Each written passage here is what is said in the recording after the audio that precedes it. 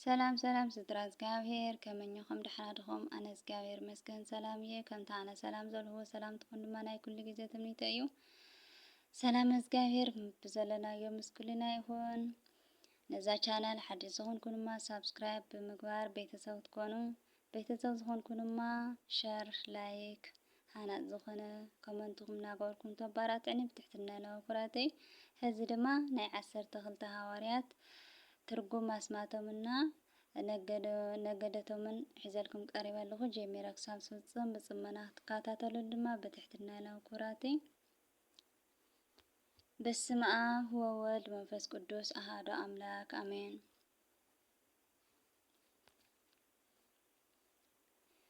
ትርጉም ኣስማተ 12 ሃዋርያት ነገዳቶምን።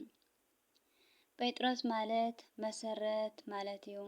መሰረትነቱ ናይ ሃይማኖት ናይ ውልድነት እዩ። ነገዱ ድማ ካብ ነገደ ስምዖን እዩ። ያዕቆብ ማለት አንቃጼ ሰኮና አሃዜ ሰኮና ማለት እዩ። ቀዳማይ ያዕቆብ ሰኮና ኤሳው ሒዙ ከም ዝተወለደ እዚ ድማ ወንጌል እና መሃረ ብኡ ስለ ዝሞተ እዩ። ቀዳማይ አንቃጼ ሰኮና ኤሳው ከም ዝኾነ እዚ ድማ ብትምህርቱ ንትምህርቲ መናፍቃን ዘሰናኸለ እዩ።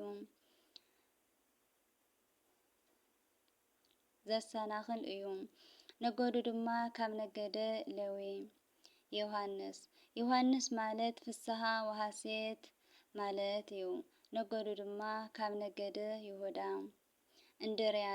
እንድርያስ ማለት ንመስቀል ዘይፈርህ ተባዕ በኹሪ ሃዋርያት ማለት እዩ። ንመስቀል ተባዕ በለ ክሳብ ሃገረ በላዕተ ሰብ ከይዱ ወንጌል ምሂሩ እዩ። ነገዱ ድማ ካብ ነገደ ሮቤል።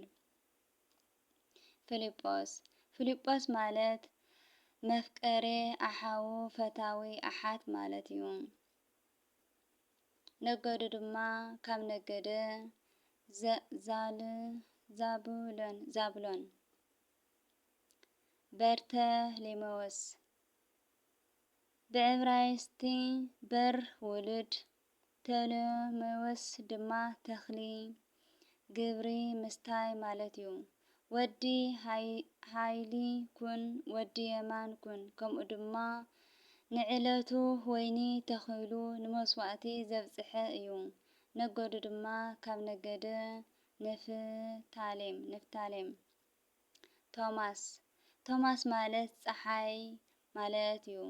እስመ ክልኤቱ ስሙ ለፀሓይ።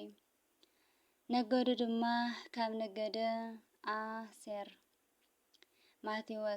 ማቴዎስ ማለት ካብ ተቐበልቲ ቀረፅ ዝተሓረየ ማለት እዩ። ነገዱ ድማ ካብ ነገደ ይሳኮር። ያዕቆብ ወዲ ኤልፍዮስ እዚ ኣይተቀየረ። ነገዱ ድማ ካብ ነገደ ጋድ። ታዲዎስ ዘርእን ዓፂድን ማለት እዩ። ንኦሪት ከም ዘርኢ ንወንጌል ድማ ከም ቀውዒ ገይሩ ምሂሩ እዩ። ከምኡ እውን ብሓደ መዓልቲ ስርናይ ዘሪኡ ኣፍርዩ ንመስዋእቲ ኣውፂሑ እዩ። ነገዱ ድማ ካብ ነገደ ዮሴፍ እዩ። ስምዖን ማለት እግዚአብሔር ሰምዖኒ ማለት እዩ። ነገዱ ድማ ካብ ነገደ ብንያም እዩ። ማትያስ ማለት ማትያን ማለት መተካእታ ማለት እዩ። ነገዱ ድማ ካብ ነገደ ሌዊ። ዘጉደልክዎ ዘንጠፍክዎ ብኣፈ ትጉሃን ፀሃን መላእኽቲ ይተኣረመለይ።